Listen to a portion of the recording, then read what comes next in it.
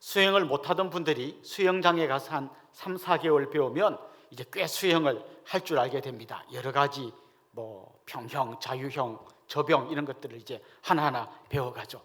이쯤 되면 나 이제 좀 수영 좀 하는 것 같습니다. 그래서 이제 가족들과 함께 바닷가에 가가지고 이제 바다에서 한번 수영을 해봅니다. 근데 그때 딱 느끼는 느낌은 이거 완전히 다르구나.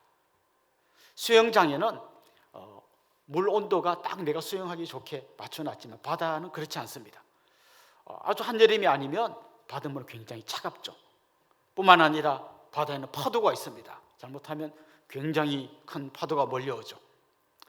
또 이안성 파도 해가지고 갑자기 물이 확 이렇게 해류가 막 밀려가면 갑자기 바다 한가운데로 끌려 들어가기도 합니다.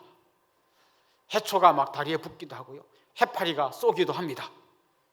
우리나라에는 그런 일이 드뭅니다만은 외국 같은 데 보면 갑자기 상어가 나타나기도 합니다. 그러면 사람들이 이렇게 생각하죠. 수영 잘 못하겠다. 그런데 그래도 힘들지만 한번 열심히 하다 보면 조금 이제 될라말라 합니다. 이제 파도를 조금 어떻게 적응할 것 같습니다. 그 다음번에 오면 이제 좀 옛날보다는 좀 잘 됩니다. 이렇게 몇 번 계속 하다 보면 이제는 수영장뿐만 아니라 바다에서도 수영을 할 줄 알게 되는 거죠. 저는 우리 신앙생활도 이와 좀 비슷한 면이 있다고 생각해요. 우리가 이렇게 예배의 자리에서 하나님의 말씀을 듣거나 내가 큐티를 하고 성경을 읽으면서 말씀을 이렇게 묵상하다 보면 이 말씀이 참 은혜가 되고 내 마음에 와닿는 말씀이 많습니다. 그리고 이제 결심하는 거죠. 맞다, 난 이렇게 살아야지. 정말 우리 하나님 좋은 분이야. 나 이제 하나님 붙들고 가야지. 이렇게 결심을 합니다. 그런데 실제로 삶의 현장에 딱 나가면 거기 수영장이 아니에요. 거기는 생각지 못했던 파도가 휘몰아치고 해파리가 쏘고 저 멀리 상어가 나타나는 아주 치열한 삶의 현장 가운데로 들어가게 됩니다. 그러면 내가 예배의 자리에서 은혜 받고 결단했던 것들이 막 흔들립니다. 이거 아닌데, 잘 안 되는데, 막 이렇게 불안해집니다. 그러나 그런 중에도 다시 말씀을 의지하고 기억하고 그 하나하나 파도를 헤쳐가고 해파리를 좀 쫓아내고 그렇게 이렇게 하다 보면 이제 내가 삶의 현장 가운데서 내가 듣고 알고 있었던 지식 속에 하나님의 말씀이 내 삶의 현장에서 나타나는 것을 경험하게 됩니다. 이게 신앙생활인 거죠. 우리는 이런 과정을 거쳐가게 되는 겁니다. 오늘 우리가 읽은 이 시편도 지금 말씀드린 그런 것들을 잘 보여주는 대표적인 말씀입니다. 오늘 이 시편도 다윗의 시편입니다. 다윗은 오늘 본문 1절 2절에서 하나님이 얼마나 귀하고 좋은 분인지, 그리고 나는 그분만을 바라봐야 된다는 사실을 이렇게 믿음으로 고백하고 있습니다. 우리 한번 1절 2절 한번 볼까요?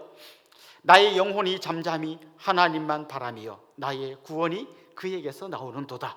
오직 그만이 나의 반석이시요 나의 구원이시요 나의 요새이시니 내가 크게 흔들리지 아니하리로다. 지금 다윗은 하나님만이 나의 구원이고 반석이고 요새라고 이야기하면서 하나님을 잠잠히 바라본다고 고백하고 있습니다. 오늘 본문에 보면 오직이라고 하는 단어가 나오는데요, 우리말 성경에는 오직이 중간쯤 들어있습니다만은 히브리어 성경에 보면 1절 시작하자마자 오직이라는 단어가 제일 먼저 나옵니다. 이 히브리어 문법에서는 제일 중요한 단어를 문장의 제일 앞에다가 배치합니다. 그러니까 지금 다윗은 오늘 이 시편에서 오직이라는 말을 굉장히 강조하는 겁니다. 하나님이 나의 도움이시고 나의 반석이시고 나는 그분만 바라본다고 했는데 오직을 강조하는 이유는 뭘까요? 하나님 말고는, 하나님 외에는 그 누구도 의지할 자가 없다는 거예요. 하나님 외에는 내가 그 누구도 바라볼 자가 없다는 거예요. 우리 한글 성경에는 잘 표현이 되어 있지 않습니다만은 이 짧은 시편 안에 오직이라는 말이 6번 나옵니다. 그러니까 지금 다윗은 굉장히 오직이라는 이 단어에 힘을 주어서 강조하면서 하나님 외에는 누구도 의지할 자가 없습니다. 나는 오직 하나님 한 분만 바라보겠습니다. 이렇게 간절한 그의 믿음을 1절 2절에서 표현한 거죠. 그런데 3절로 넘어가면 분위기가 확 달라집니다. 마치 수영장이었다가 파도치는 바다로 나온 느낌입니다. 예배당에서 은혜 받다가 이제 내 삶의 현장에서 파도가 몰아치는 그 한가운데로 들어온 그런 느낌입니다. 여러분 3절 말씀 한번 보십시오. 넘어지는 담과 흔들리는 울타리 같이 사람을 죽이려고 너희가 일제히 공격하기를 언제까지 하려느냐. 여기 보면 넘어지는 담, 흔들리는 울타리 이런 표현이 나옵니다. 마치 적군이 쳐들어와서 성을 공격하는 거죠. 그런데 이제 막 담이 흔들립니다. 울타리가 막 넘어지려고 합니다. 이제 좀만 더 있으면 적군이 이 성을 완전히 함락시킬 것 같습니다. 그런데 문제는 이 대적들이 그냥 담을 막 허물어뜨리고 이렇게 울타리를 흔들어 놓고는 다음부터 똑바로 이러고 가는 게 아니라 끝까지 하려고 하는 거죠. 아예 진짜 이 성을 완전히 함락시키고 완전히 죽이려고 하는 것처럼 대적들이 엄청나게 지금 무섭게 공격해 오고 있습니다. 4절에 보면 이런 표현이 나옵니다. 그들이 그를 그의 높은 자리에서 떨어뜨리려고 합니다. 그의 높은 자리에서 떨어뜨리려고 한다. 이 표현을 보면 지금 이 시를 기록하는 이 다윗이 높은 자리에 앉아 있고 대적들은 그를 거기서 떨어뜨리려고 한다는 거죠. 그러니까 지금 이 시편은 왕좌에 앉아 있는 다윗을 넘어뜨리고 바닥으로 넘어뜨리고 그를 끝장내려고 하는 어떤 세력이 있다는 걸 보여줍니다. 이렇게 본다면 지난 주일 말씀인 압살롬이 반역을 일으켜서 다윗을 왕좌에서 몰아낸 이 사건의 분위기하고 오늘 이 시편이 잘 맞아떨어집니다. 그러니까 아마 이 시편도 그런 분위기에서 쓴 시편일 거예요. 그러니까 지금 이 대적들이 다윗을 공격하고 왕좌에서 떨어뜨리려고 하는데 그냥 떨어뜨리는 걸로 끝나는 게 아니라 끝장을 보려고 합니다. 다윗을 죽이려고 아예 그냥 없애려고까지 하는 것이죠. 그런데 4절 이 하반절에 보면 좀 이렇게 섬뜩한 표현이 나옵니다. 이런 표현이 나오죠. 거짓을 즐겨하니 입으로는 축복이요 속으로는 저주로다. 이 대적들이 공격하는데 그냥 공격하다 그러면 막 무섭고 막 칼 들고 이런 모습만 상상되는데 또 한편으로는 웃으면서 축복해 주는 말을 하는 거죠. 근데 실제로는 속으로 저주의 칼을 갈고 있는 겁니다. 실제로 압살롬이 반역을 일으킨 이 내용을 잘 기록해 놓은 사무엘하 15장에 보면 그런 내용이 나와요. 압살롬이 다윗을 찾아옵니다. 그리고 다윗 앞에 예를 갖추고 이야기하는 거죠. 왕이시여, 제가 하나님께 서원한 것이 있어가지고 그걸 갚으려고 저 헤브론에 좀 가려고 하는데 다녀오겠습니다. 다윗이 그를 위해서 축복해 줍니다. 그래, 축복해 주고 잘 갔다 와라. 예, 잘 갔다 오겠습니다. 그러고 가서 반역을 일으킨 거예요. 그리고 헤브론에 가가지고 압살롬이 반역을 일으킵니다. 이렇게 한 거죠. 이제 이 헤브론에서 나팔을 불 거다. 나팔을 불고 압살롬이 우리의 왕이 되었다라고 이제 선포할 건데, 그러면 전령들, 당신들이 이스라엘 각 지방으로 막 가가지고 압살롬이 이제 왕이 됐다, 다윗의 시대는 끝났고 압살롬의 시대가 열렸다, 그걸 온 세상에 전파해라, 이렇게 작전을 다 짜두었어요. 요즘 같으면 뭐 그런 전령이 가지 않겠죠. 뭐 한 70년대 80년대 우리나라에 있었던 이 쿠데타의 역사를 살펴보면 쿠데타를 일으킨 사람들이 제일 먼저 KBS를 점령합니다. KBS 방송국을 딱 장악하고 세상이 바뀌었다는 걸 선포하죠. 근데 이 당시만 해도 이런 게 없으니까 전령 수백 명을 준비했다가 쫙 이스라엘로 보내는 거죠. 자, 지금 압살롬은 다윗을 찾아서 아버지 잘 갔다 올게요. 그러니까 축복해주고 건강해라. 예, 몸 조심하세요. 가갖고는 반역을 일으킨 거예요. 겉으로는 축복하고 웃고 상냥했지만 속으로는 분노와 저주의 칼을 갈고 있었던 거죠. 다윗의 최측근 중에 아히도벨이라는 사람이 있었습니다. 이 사람은 전략가였습니다. 아주 머리가 비상해가지고 마치 그 제갈공명처럼 막 전쟁할 때는 이렇게 하면 됩니다, 옆에서 딱 조언해주는 너무너무 신실한 다윗의 측근이었습니다. 그런데 압살롬이 반역을 일으키니까 아히도벨이 압살롬 편에 붙어버렸습니다. 그리고 어떻게 하면 다윗을 없앨 수 있는지를 압살롬에게 조언하는 그런 사람이 된 거죠. 그야말로 다윗의 표현대로 겉으로는 축복하지만 속으로는 저주의 칼을 갈고 있었던 사람이 압살롬 한 명뿐만 아니라 신하들 중에도 많이 있었던 거죠.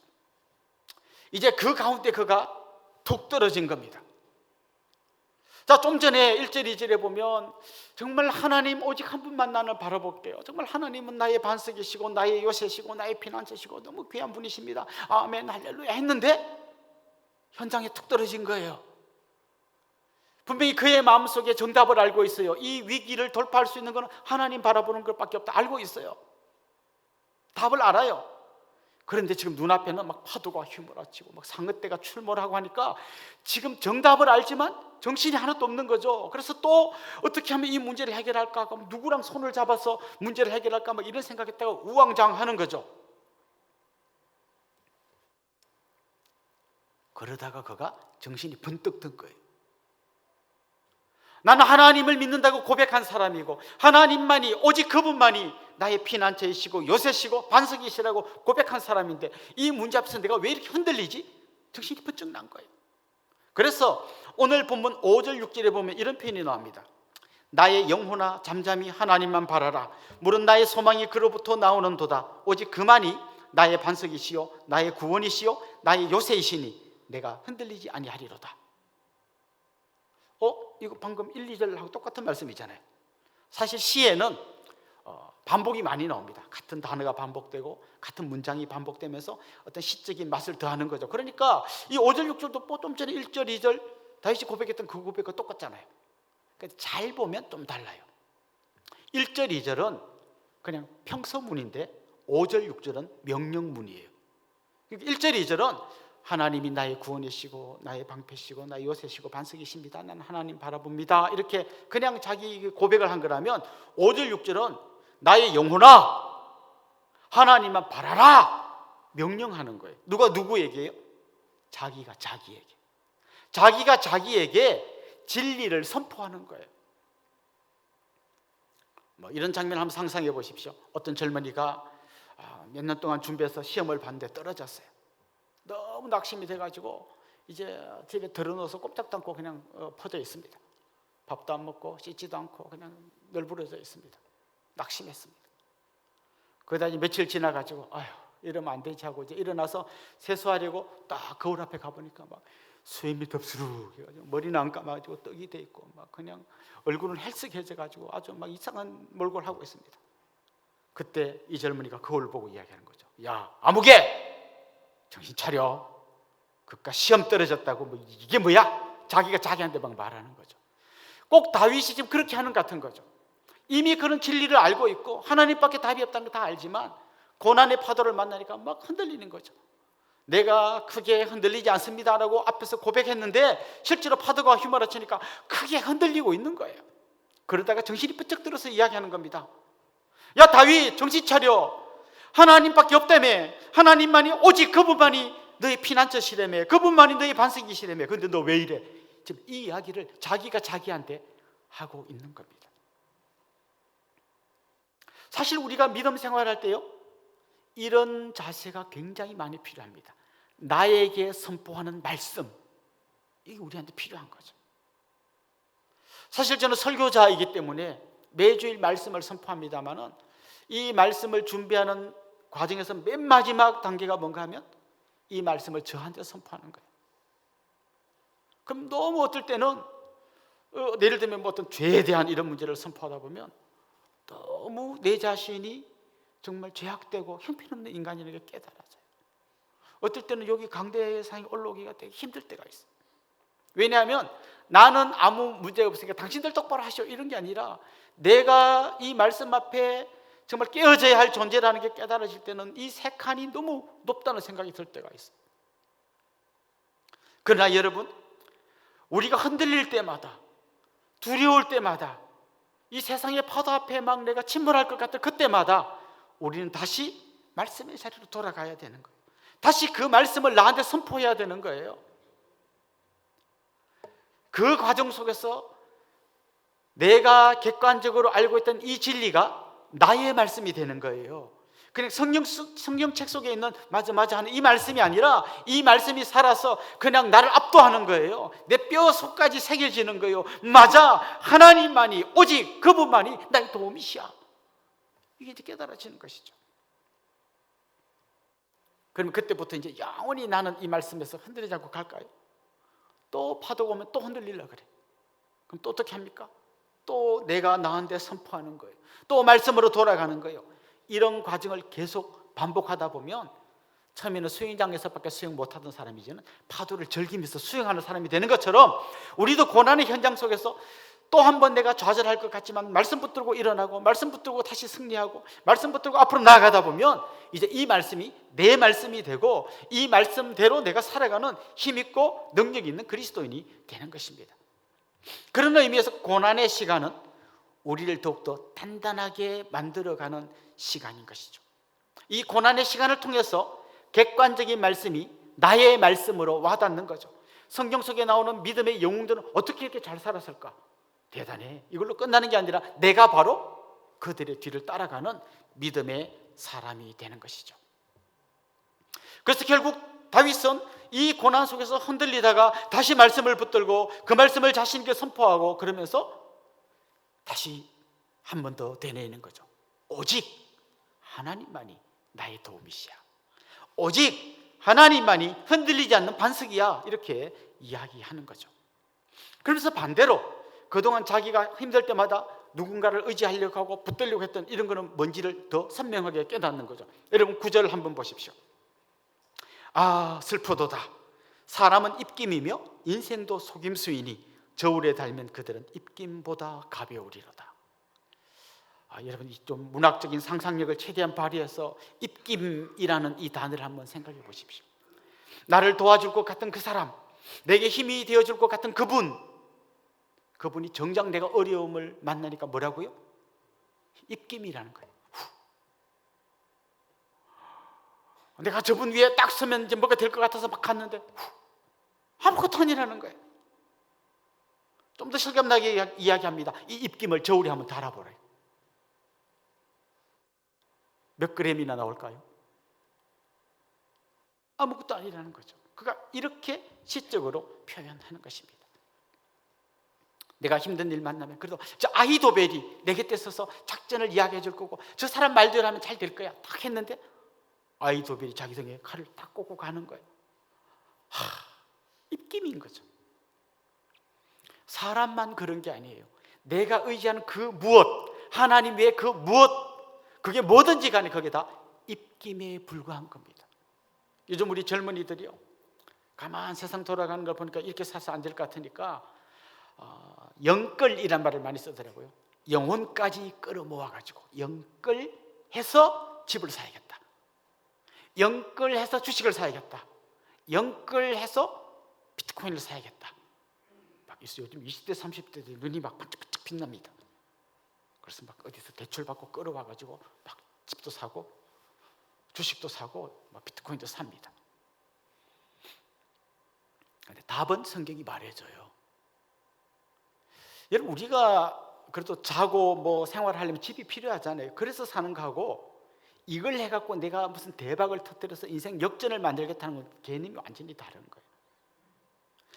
그냥 내가 필요해서 산 집이면 오르면 오른 대로 살면 되고 내리면 내린 대로 살면 되지만 이게 대박을 내기 위해서 막 영혼까지 끌어다가 대출을 받아서 이렇게 하다가는 잘 되면 다행인데 잘못되면 한순간에 다 날아가는 거예요.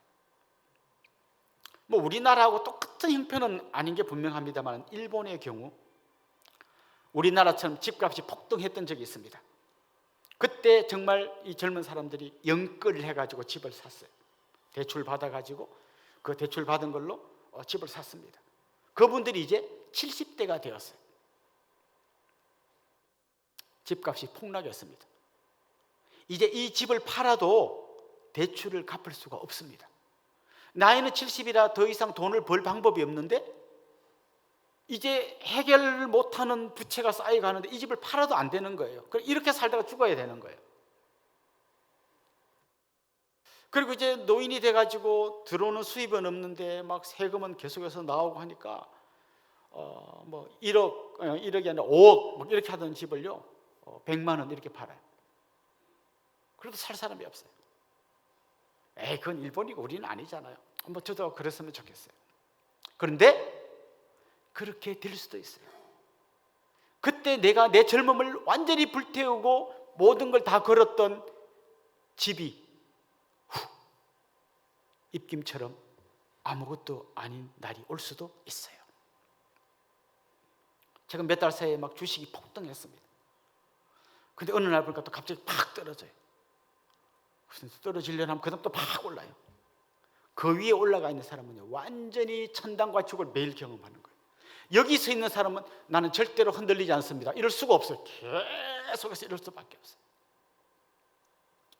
결국 우리가 믿고 의지하는 거는요, 그게 무엇이든지, 집이든지 돈이든지 주식이든지 아니면 우리 아들 대학 보내는 거든지, 내가 믿고 의지하던 그 무엇이 어느 순간 입김처럼 아무것도 아닌 게 드러날 때가 온다는 거죠. 그래서 다윗은 아주 시적인 표현으로 슬프도다, 이거 전부 다 입김이구나, 이렇게 이야기하는 거죠. 그래서 우리는 내 삶에 밀려오는 파도를 한 번, 두 번 경험하면 할수록 두 가지가 더 선명해져야 되는 거예요. 이런 건 다 입김이구나 하는 거하고, 오직 하나님 한 분 외에는 내가 의지할 분이 없구나, 이 두 가지가 점점 강하게 내 삶에 딱 와닿아야 되는 거예요. 지금 그는 그런 고백을 하고 있는 겁니다. 11절에 재미나는 표현이 나오는데 이렇게 말합니다. 하나님이 한두 번 하신 말씀을 내가 들었나니 권능은 하나님께 속하였다 하셨도다. 말이 약간 어려운데 의역하면 이런 겁니다. 하나님이 한 번 말씀하시면 내가 두 번 듣겠습니다. 우리 이런 표현이 있잖아요. 하나를 가르치면 열을 안다, 이런 표현처럼 이제는 이걸 계속 경험하다 보니까 하나님이 한 번 말씀하시면 난 두 번 들어요. 근데 그가 듣는 말이 내용이 뭔가 가만히 봤더니 두 가지. 우리 11절 하반절부터 12절까지 한번 보면 좋겠는데 이렇게 되어 있습니다. 권능은 하나님께 속하였다 하셨도다. 주여 인자함은 주께 속하오니 주께서 각 사람이 행한 대로 갚으시니이다. 이렇게 보면 두 가지 단어가 나와요. 하나는 권능, 하나는 인자함인데 둘 다 하나님께 속했대요. 사실 권능과 인자함은요, 약간 같이 있기가 좀 뭔가 안 어울릴 것 같은 그런 말씀이에요. 권능은 뭔가 하면 어마어마한 능력을 가졌다는 거고요, 인자함은 아주 따뜻하다는 거잖아요. 근데 하나님에게는 이 둘이 다 있다는 거예요. 이 두 가지가 하나님께 다 있기 때문에 우리는 하나님 한 분만 의지하는 거예요. 만약에 하나님이 권능은 있는데 인자함이 없다든지, 인자함은 있는데 권능이 없다면 우리 그 하나님을 의지할 수가 없어요. 예를 들면 어마어마한 능력이 있어요. 근데 나한테 관심이 없어요. 내가 막 힘들고 아버지 하는데 안 쳐다봐. 그러면 아무 힘이 있으면 뭐예요? 반대로 막 맨날 나를 쳐다보고 어떻게 하면 좋니 하는데 힘이 없어. 그래서 나를 도울 수가 없잖아요. 근데 하나님은 이 둘을 같이 갖고 계시다는 것이죠. 권능의 하나님이셔요. 홍해를 가르시고 광야 가운데 길을 내시고 한순간에 여리고성을 무너뜨리신 그분이 바로 우리의 하나님이세요. 그분이 바로 다윗이 붙들고 있는 그 하나님이세요. 그분이 성경책 속에만 그렇게 존재하는 것이 아니라 여러분의 삶의 현장 속에 들어오셔서 여러분 앞에 넘실거리는 파도를 한 방에 물리쳐 주실 권능의 하나님이시라는 거예요.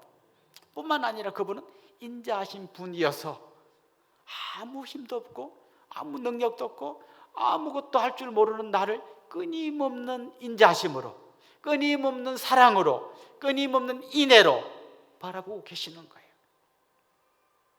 하나님께서 이스라엘 백성들을 불러서 내 백성이라고 하나님의 백성 삼아 주셨잖아요. 근데 가만히 생각해 보세요. 왜 하필이면 이스라엘 백성을 하나님의 백성 삼으셨을까요? 그 당시에 막 이집트라든지 막 이렇게 좀 강한 나라를 백성 삼으시면 그봐 하나님 믿으면 이렇게 강하고 잘 되지 이렇게 할 텐데, 저 어디서 아무짝에도 쓸모없는 것 같은 이집트의 노예 생활하는 그런 사람들을 하나님이 내 백성이라고 불러줄 때 하나님의 백성이 누구? 이집트인, 하나님에게 조금도 도움이 안 되는 사람들이에요.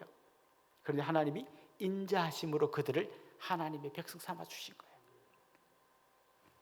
요즘 뉴스에 보면요, 기독교인이라는 이름을 갖고 나쁜 짓 하는 사람들 이야기가 많이 나와요. 나부터 제일 화가 나요.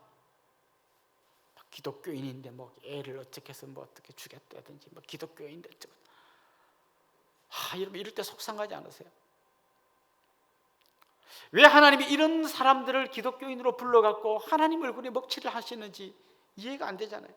좀 하나님이 부를 때 너무 이런 사람 말고 좀 그래도 좀 이렇게 젠틀하고 스마트하고 좀 이렇게 좀 도덕적이고 좀 남들이 존경하는 그런 사람만 딱 불러서 보면 역시 기독교인.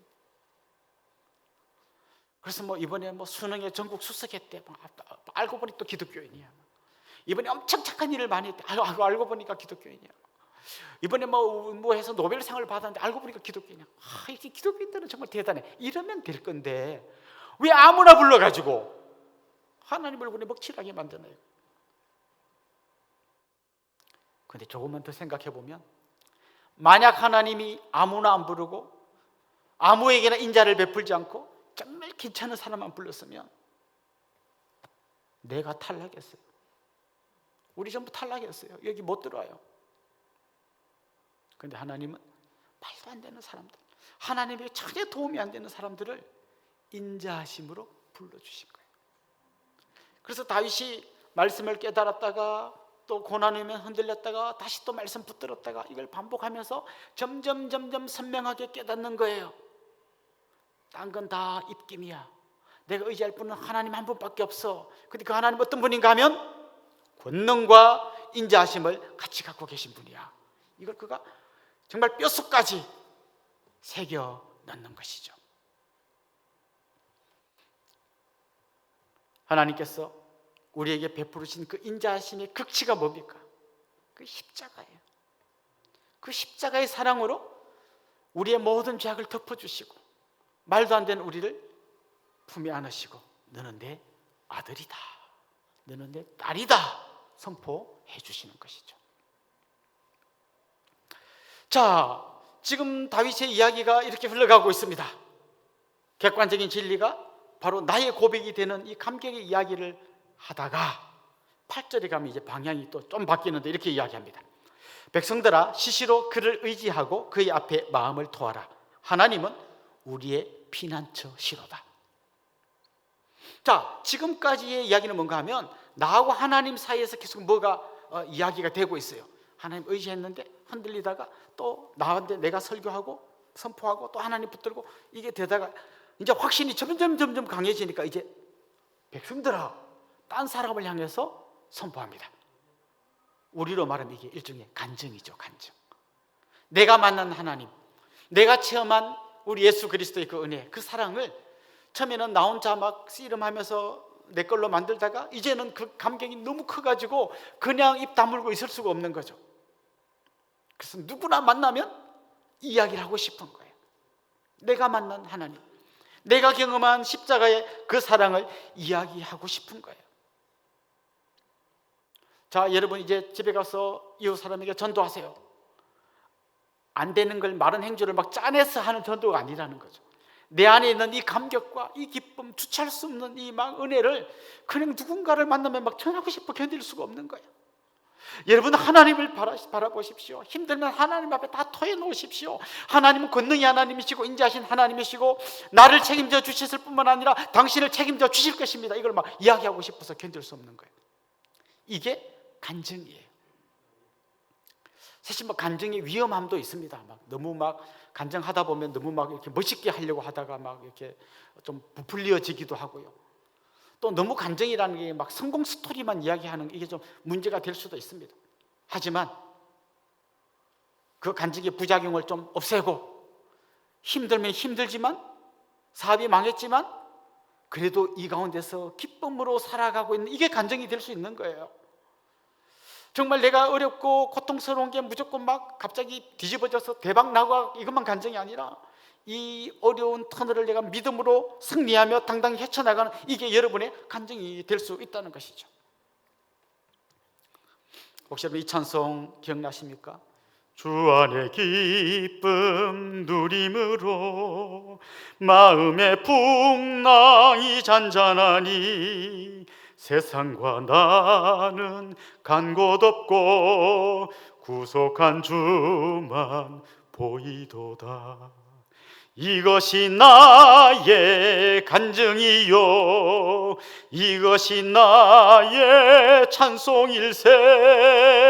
나 사는 동안 끊임없이 구주를 찬송하리로다. 여러분 안에 이 감격의 찬송이 울려 퍼지기를 원하고요. 여러분 안에 여러분을 통과해서 정말 다듬어지고 확인된 그리고 정말 내 가슴의 뼈까지 깊은 곳에 새겨넣은 이 감격의 이야기가 간증으로 나아가기를 소망합니다. 사랑하는 성도 여러분, 말씀을 들을 때에 성경을 읽고 묵상하면서 깨달을 때 그때 만난 그 하나님이 이제는 이 고난이라는 어려운 파도를 통과하면서 진짜 내 말씀이 되고 내 뼛속에 새겨지는 말씀이 되고 내 가슴에 불을 붙이는 말씀이 되는 거예요. 그리고 한 걸음 더 나가서 이 말씀이 이제는 또 다른 누구에게 간증으로 전해지는 그런 말씀이 되는 거예요. 여러분이 바로 그런 간증의 주인공들이 될 수 있기를 주님의 이름으로 축원합니다. 기도드리겠습니다. 살아계신 우리 하나님 아버지, 오늘도 우리에게 주신 이 말씀을 우리의 가슴에 깊이 새깁니다. 주님께서 우리에게 베풀어 주신 말할 수 없는 이 인자하심과 주님이 보여주신 그 권능의 놀라운 모습들이 정말 우리 가운데 역사함으로 우리의 삶이 완전히 변화된 것을 고백합니다. 고난의 파도를 만날 때마다 잠잠히 하나님만 바라보면서 다른 모든 것들이 입김일 뿐임을 고백하면서 하나님 손잡고 걸어가는, 그래서 승리의 고백이 우리 입술에서 넘쳐나며 이게 우리의 간증이 되는 그런 놀랍고 복된 삶 살게 하여 주옵소서. 예수님의 이름으로 기도드리옵나이다. 아멘.